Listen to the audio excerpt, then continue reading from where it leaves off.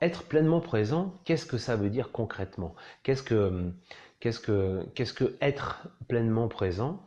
Et pour ça, eh bien, voilà, je suis allé cet après-midi faire une magnifique randonnée sur un mont juste à côté, à 1800 mètres d'altitude, et je me suis retrouvé au sommet de ce mont, face à un paysage, et je voyais autour de moi à 360 degrés. Donc il y avait en face de moi le Mont Blanc, toute la chaîne du Mont Blanc, le Jura derrière, le lac Léman, le Salève, enfin vraiment il y avait tout cet environnement en 360, et là je faisais waouh, magnifique. Donc j'étais vraiment pleinement présent au paysage. Ok, j'étais là, présent, il n'y avait plus de problèmes, il n'y avait plus de contradictions en moi, il n'y avait plus de questionnement, il n'y avait plus de peur, il y avait juste waouh, comme ça. Et c'était la première fois que je voyais ce paysage-là. Et donc c'est ça, être pleinement présent.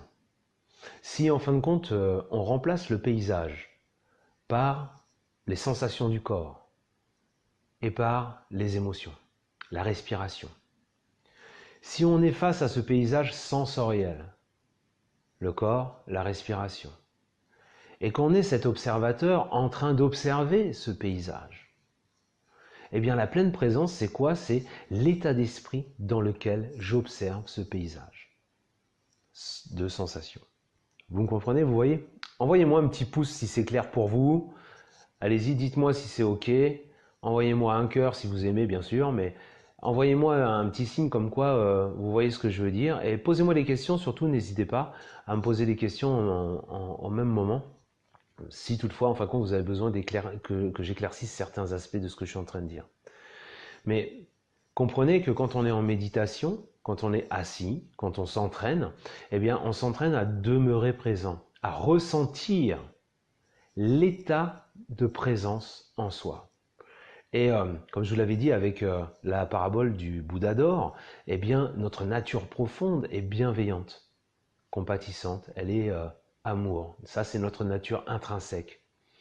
Et donc, c'est pourquoi nous nous entraînons pendant la méditation à maintenir cet état d'amour, de bienveillance, à tout ce que l'on observe dans ce paysage sensoriel.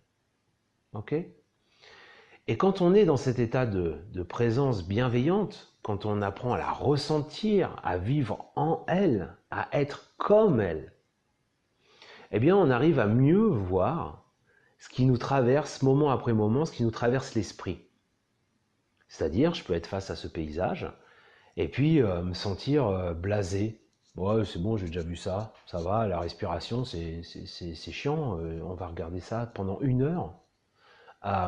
On peut se sentir agacé aussi. Bon, bah, quand est-ce que ça finit? Ou on peut se sentir raide, on peut le faire juste en étant taciturne ou en étant apathique.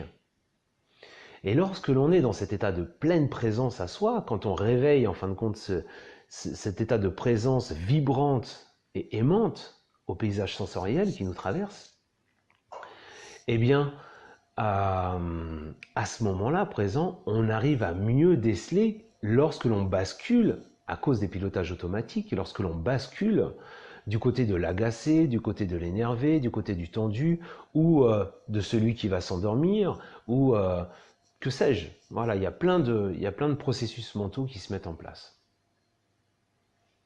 Et donc c'est pourquoi être pleinement présent à soi-même, c'est demeurer dans cet état de pleine présence aux sensations corporelles, de la respiration, aux sensations corporelles globales du corps, de ce qui nous traverse moment après moment.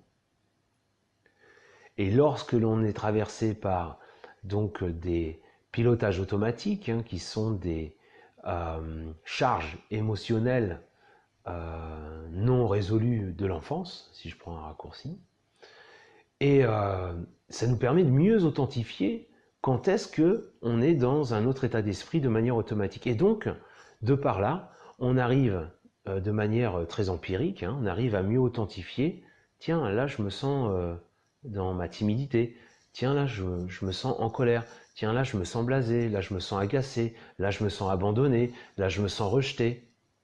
Et on se laisse traverser, on apprend à se laisser traverser par tous ces aspects-là de nous-mêmes et à revenir à chaque fois sur la respiration, mais aussi, surtout, dans cet état de présence à la respiration. Vous comprenez? Voyez, hein?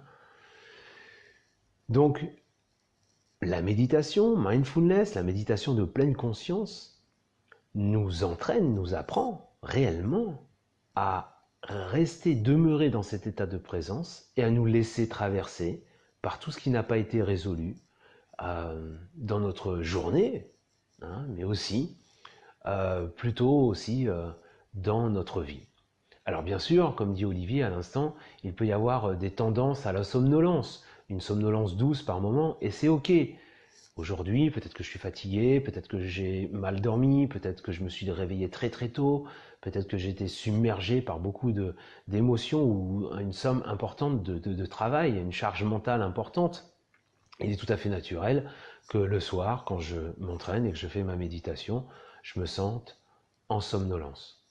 Et c'est ok.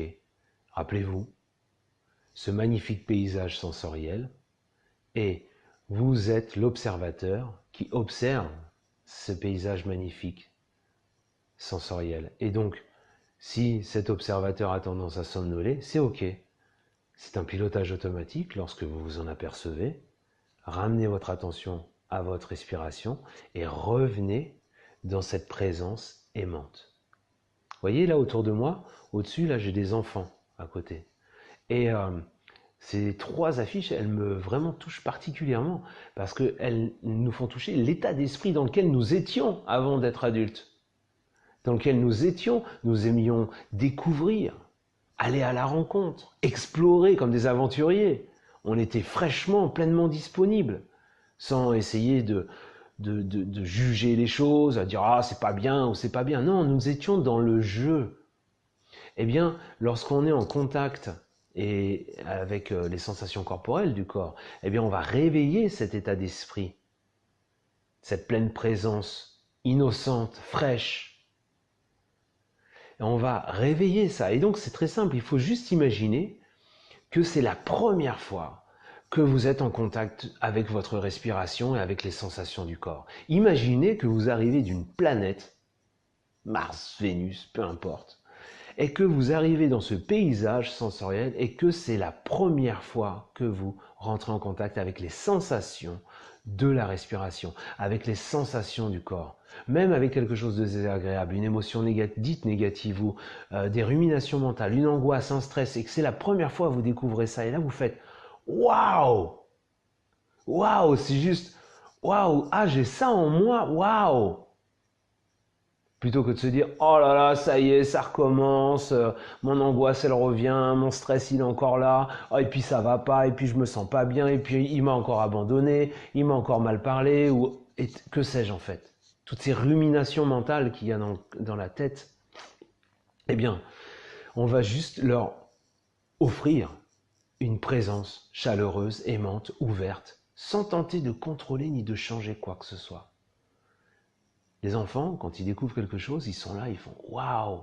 Avant de poser le doigt dessus, bien sûr parce qu'ils sont curieux, ils vont juste être là, pleinement présents à ce qui se passe.